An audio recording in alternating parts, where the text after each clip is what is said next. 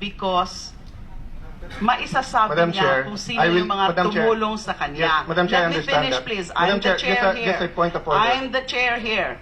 Just on a different matter, Madam Chair. I'm the Madam chair here. Madam Chair, very respectfully, it's on a different matter, Madam Chair. Go ahead, go ahead. Madam Chair, it's on a different matter. Madam Chair, may I just sit here and listen to you without being intimidated? Because my seatmate here is intimidating me. You can No, transfer. Madam Chair, I am trying to ask questions. He told me here, hindi kita papopormahin. And then he tells me here, nabubuo ba pangarap mo? You are depending evil, etc.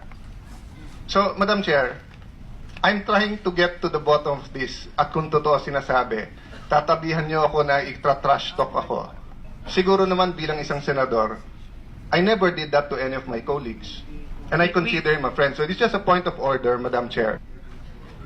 I will listen to you. If it takes you 2 hours, Madam, given the chance by the committee, uwi na ako. Hinihintay ako ng asawa ko eh. Oh, yan sa We are ma'am, giving you sabi the niya chance. sana, umuwi na ako. We are giving you the chance, so if you can... One question. Yes, Ano, please. we have all the time in the world. Ano ba mas importante, lumabas ang totoo